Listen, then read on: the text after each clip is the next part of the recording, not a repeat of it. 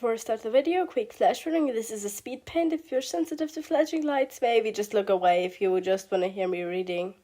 So I've been writing a book and I'm bored, so I'm gonna read it to you while you can watch me draw cats, and it's just cats mainly. So without saying anything else, Chapter 1, The Beginning. It was dark. The only light was coming from the street lantern right in front of the alley we had gone into. The shadows stretched unnaturally long in the dim light. My sister was standing beside me.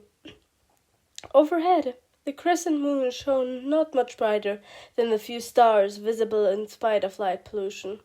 Now, an irrational person, upon seeing two 14-year-old girls alone at night, would think we were rebels running away from home.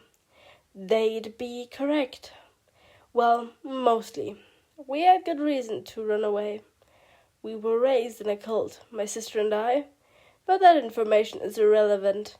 Point is, we were alone, and being alone in a world like ours is always dangerous. The stone floor was almost glittering in the faint light as we sprinted through the alley to a coffee shop on the corner.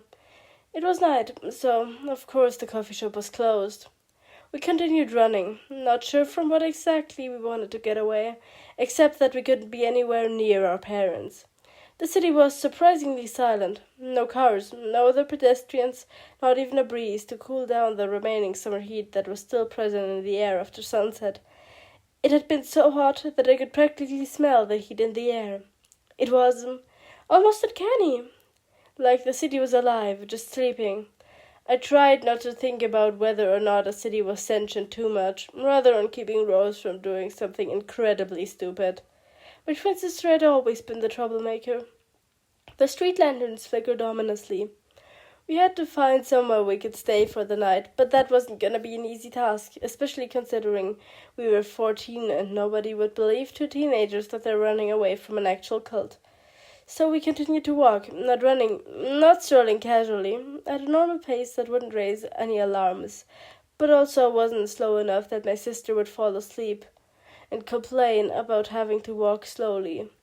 Rose usually yapped endlessly about everything, so the fact that she had been silent our entire journey came as a surprise. It felt like an eternity of walking through the bleak surroundings of the midnight cityscape until we finally found what seemed to be a public park. But it was too dark to read any signs, so for all we knew, we could have been anywhere.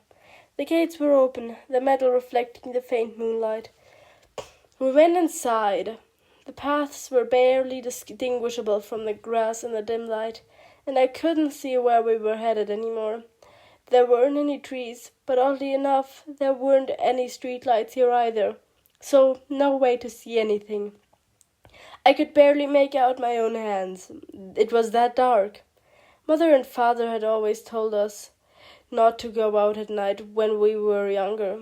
I had always seen it as reasonable, unlike a lot of things they told us. But Rose did not share that sentiment. After walking on the narrow ways of the park for a while, careful to stay on the path, we located a bench. We sat there until sunrise, unable to fall asleep. I had almost zoned out when the sun crept up from the horizon, bathing everything in the first golden lights of dawn. There were no cars on the road again. The shops were open, and the morning people were going on walks. All is well. We got up and explored the park. Now that we could actually see something, it was a normal park. Trees, grass, a dirt path barely smooth enough that you could ride a bike without crashing. There were no playgrounds in this park. It was just nature, but far too controlled to be considered a natural space. There weren't many people around at this hour of day. A few joggers, the occasional person walking their dog. Nothing unusual. Then I noticed Rose had run off into the dense bushes, the closest thing to a forest that we could find in the entire park. So, naturally, my idiot of a sister decided to do the most stupid thing one could have done in our situation and made us split up. Sure, we may not be in any immediate danger, but I couldn't afford losing my sister. If anything happened to her, it would be my fault. I didn't want to go into the bushes, but it had to be done. Pushing aside the branches, I wove through the dense shrubbery, looking for her, but any attempts to get through without making myself look like a crazy person would be in vain. But that didn't matter, not when it was about my sister. Eventually, I do reach her. She's leaning against a tree. I wonder yet again how she could have possibly slipped past me this quickly. Rose, what the hell were you thinking, you moron? I tried to sound angry, but I did no good at hiding my relief that she was okay. She didn't answer. She just sat there, looking down at the ground between her feet like it was the most interesting thing she'd ever seen. I sighed and slumped against the tree beside her, feeling the rough bark even through my shirt, seeing no reason to exit this quiet refuge she had found us. So, maybe you're not a complete idiot. I admitted, though begrudgingly, before adding, "This is nice." The sunlight filtered through the leaves, still tinted red with the colors of dawn, but brighter now. Rose turned around and started to pull herself onto a low-hanging branch of the tree. She reached out to help me join her, even though I'd much rather stay on the ground. She glared down at me before avoiding my gaze entirely until I caved in and climbed up, letting myself down next to her. I love my sister, but she can be frustrating at times. "Do you ever think Mom and Dad were right?" she asked, earning a confused glance from me. "About the stories they told in the cult, I mean." "That's insane! Absurd! Sister, why should I believe that? Their stories are not real. By blood and the darkness. Why do you even consider believing they're real? Mother and father made them up." I snapped at her, regretting my tone immediately. "Sorry, I didn't mean to." "You never mean anything, Riv. You're always so irritable." She turned her back toward me, refusing to acknowledge my existence. It hurts, every time. This isn't the first time this happened, but that doesn't make it any less painful. I don't mean to hurt my sister, but she's just so naive. It's unbelievable sometimes. I heard a rustling in the bushes, and at that moment we agreed that we had to get out of here, no matter our current disagreement. We must have looked like lunatics, two children running out of the dense bushes of a park, as if it was the most normal thing. When we finally got out, we almost ran into a boy about our age, the type girls would be thirsting over. Tall, black hair, green eyes that almost seemed surreal. Rose stared at him, blushing. "Great. We see one pretty guy, and my sister is immediately into him." He ignored us, simply walking past as if we didn't exist. Typical. That was exactly what they always do. I grabbed her arm so she wouldn't stand there like her brain was malfunctioning. It was embarrassing, really. Rose continued following him with her gaze. "Rose, stop gawking at him!" I scolded far more harshly than necessary, dragging her away. She protested. Of course she did. She'd always been stubborn like that, but this wasn't a normal day where she could go after the new hot guy. Only now did I realize that there were no paths inside anymore.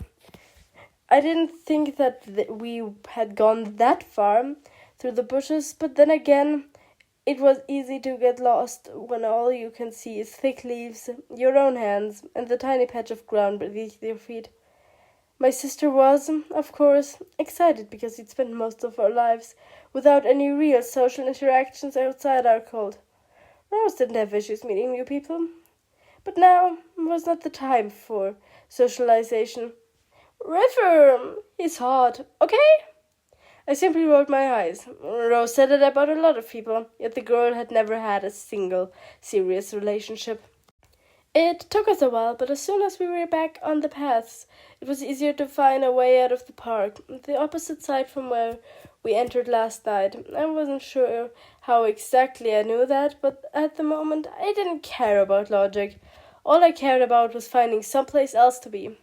We exited the park onto the street. Cars were rushing past us, a lot of them in the grayscale, red or blue. Now that I thought about it, I rarely see cars in other colors. I don't like them. Cars, I mean. I do not trust them. I suppose Mother and Father Lee did get into my head a little when it came to their conspiracies. We walked on the sidewalk because that's a rational thing to do, even though I'm pretty sure Rose would have argued otherwise just to disagree with me. We passed countless buildings, shops, restaurants, overpriced apartments, schools, the list could go on. There was a black cat, I assume was a stray. What was odd about it was the star-shaped mark on its chest and the white streaks in its fur. But as quick as it appeared, it vanished into an alley, away from our sight.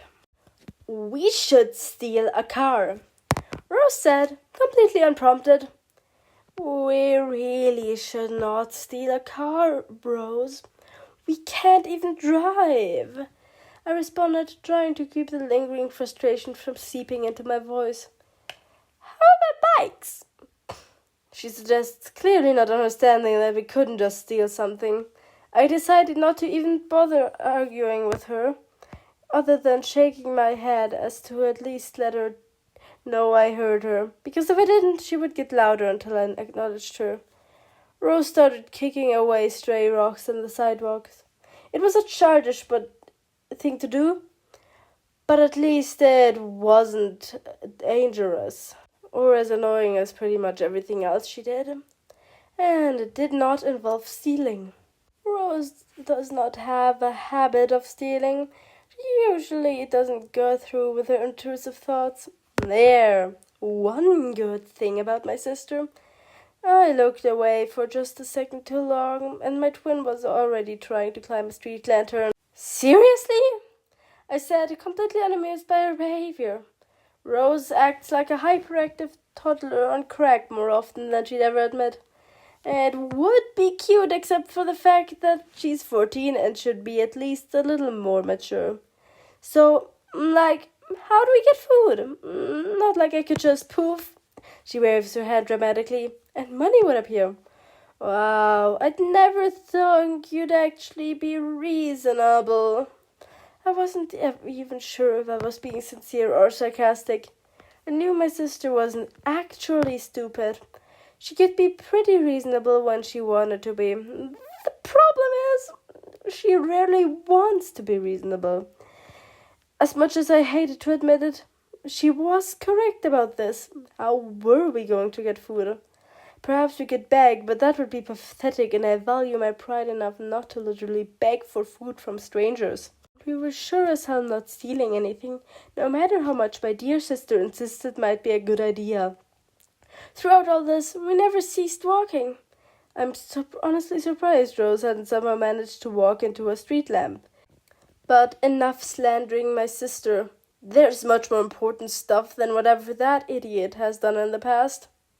I was so busy thinking about how annoyed I was by Rose's very existence, I accidentally walked into an older teen. She was about 16, if I estimate correctly.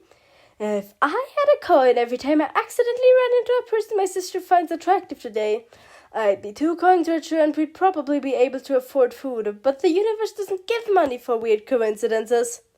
The girl stared down at us. She wasn't that much taller, but it was enough that she could easily look over our heads. "What are you doing here?" she said, what may as well have been the first human interaction I had with anyone other than my sister in, ever.